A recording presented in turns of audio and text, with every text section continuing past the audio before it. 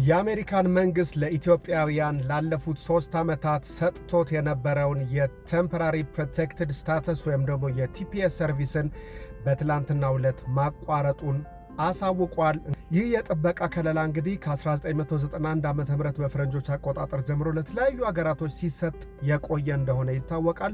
ኢትዮጵያም እንግዲህ ዲሴምበር 22 ጀምሮ የዚህ ጥበቃ ወይም ከለላ ተገልጋይ እንደነበረች የሚታወቅ ሲሆን በትላንትናው ዕለት እንግዲህ በተላለፈ ትዕዛዝ ኢትዮጵያ ከዚህ ፕሮቴክሽን እንድትወጣ የሚያሳልፍ እንግዲህ ትዕዛዝ ተሰጥቷል ማለት ነው። ይህንን እንግዲህ ተከትሎ በ60 ቀናት ውስጥ ኢትዮጵያውያኖቹ ለቀው እንዲወጡ ትዕዛዝ የተላለፈ ሲሆን ይህንን በፈቃዳቸው ሰልፍ ዲፖርት ለሚያደርጉ ዜጎች $1,000 በነፍስ ወከፍ ክፍያ እንደዚሁም ደግሞ ወደ ሀገራቸው የሚመለሱበትን የአውሮፕላን ቲኬት የሚያቀርብ ሲሆን መንግስት በነዚህ 60 ቀናቶች ግን ይህን ለማድረግ ፈቃደኛ ወይም ዝግጁ ያልሆኑ ሰዎች ግን በአሜሪካን የአይስ ኃይሎች እንግዲህ ተይዘው ወደ ሀገራቸው ዲፖርት እንደሚደረጉ አሳውቀዋል ማለት ነው።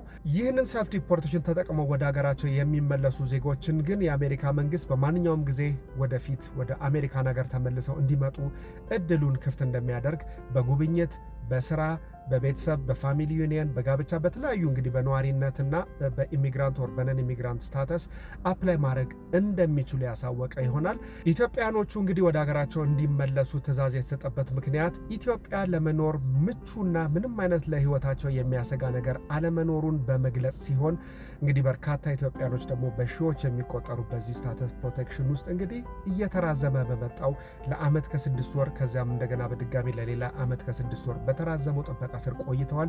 በትላንትናው ዕለት እንግዲህ ይጠበቅ የነበረው ለቀጣይ 1 ዓመት ከ6 ወር ወይም ለ18 ወራት ይራዘማል ተብሎ የነበረ ቢሆንም በትራምፕ አድሚኒስትሬሽን ትዕዛዝ ተቋርጧል ማለት ነው።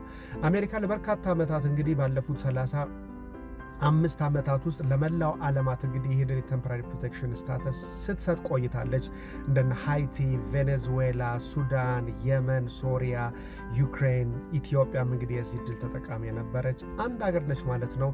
እንግዲህ ከዓለም አቀፍ ጉዞ ጋር ከቪዛ ጋር ከትራቭል ጋር የተለያዩ ጥያቄዎች ያላችሁ ሰዎች እንግዲህ የኛ የዊሊ ኢትዮጵያ ትክክለኛውና ብቸኛው ቲክቶክ ፔጃችን ይህ መሆኑን እያወቃችሁ 142,000 ተከታዮች ያሉትን ፔጅ ብቻ እንድትከተሉ ነገር ግን ከዚህ ውጭ ያሉ ተቆራርጠው የሚመጡ ቪዲዮዎች በሙሉ በምንም አይነት ሁኔታ እኛን የማይገልጹና የኛ ለመሆናቸውን ለማሳወቅ እንወዳለን።